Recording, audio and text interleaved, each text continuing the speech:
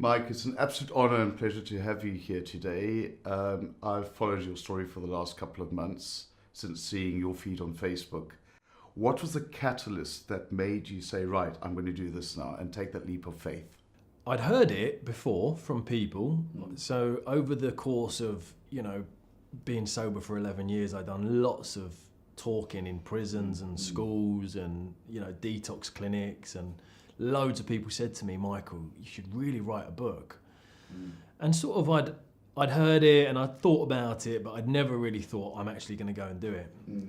And then it was a friend of mine who's like quite a well-known actor spoke to me about it, and he was like, you should really write it. He's like, even if it helps a handful of people, it's worth writing it. And I left that interaction really thinking, wow, if this guy sort of believes in it, then maybe I should pay a bit more attention to this. And so that was like the catalyst of going back, trying to write it myself, struggling to write it myself, and then going back and realizing, actually, I need some help writing this book because it's just too painful for me. Yes. Writing about in detail what happened to me as a kid.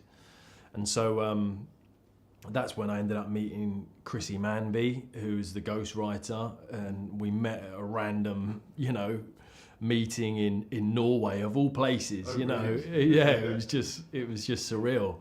Yeah. And I met her, and then she said, I'm going to help you put this book together, and and then met Humphrey, my agent, and then we signed a deal with Pam Macmillan. So the catalyst really was all the people saying it to me, and then my friend, believing in it. It gave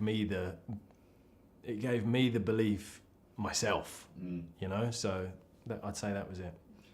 You're very open about your mental health issues and your struggles and your journey.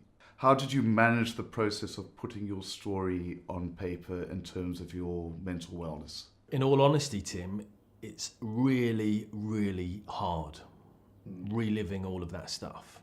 Taking me back mentally to every episode in my childhood that involved trauma, then closing that episode and moving on to the next episode. Yeah. So no time in between to process it and stuff. So I found it really hard, and how I dealt with it is that during that week, I had some extra therapy with my therapist.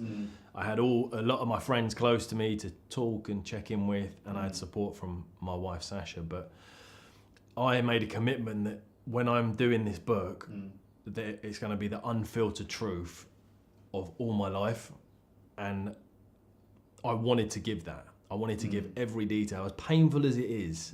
Really, I wanted to give it all. So there was moments where Chrissy was like, Michael, like maybe I can see this is really hard for you. Do you want to take a break? And I was like, no, let's keep going, because this story isn't about me. It's about them kids and them people who, are sitting in prison cells who have been through this stuff. Yeah. And this is going to inspire them that change is possible. Did you find the process of writing it therapeutic in terms of almost unpacking an untidy cupboard and repacking everything as it should be? Did you find it therapeutic on its own writing? Did that outweigh the trauma you went through writing the actual book? When it's a book, you relive every single little detail. So for me, it was a really hard experience, because I committed to giving 100% of myself and my story to the book. Did you find that there were certain things that you wrote about that you had not recalled for all these years? And certain events triggered a memory of another and another and another, and you suddenly thought, whoa, were there any of those sort of moments when writing the book? Yeah, there was loads of their moments.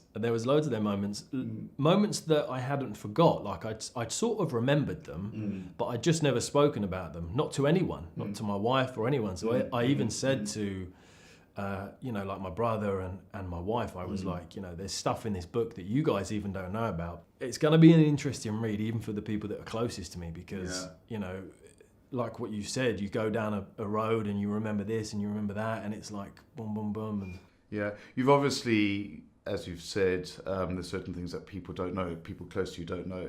Do you think it might affect relationships with some of those people already close to you?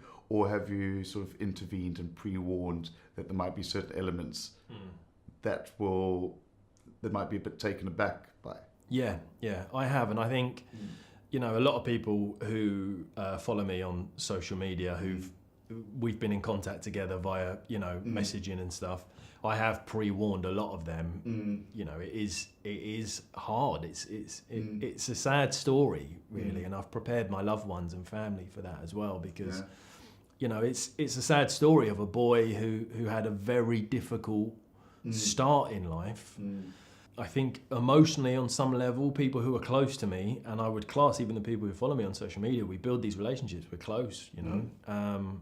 It's fair for me to prepare them for that. Is that, you know, it's not a, you know, although eventually the story has a good ending, it's a very... I cried when I read it. I've got quite a disturbing set of events. Yeah. I mean, for everyone, yourself, your family, people who don't know you. Yeah. It's a hard read.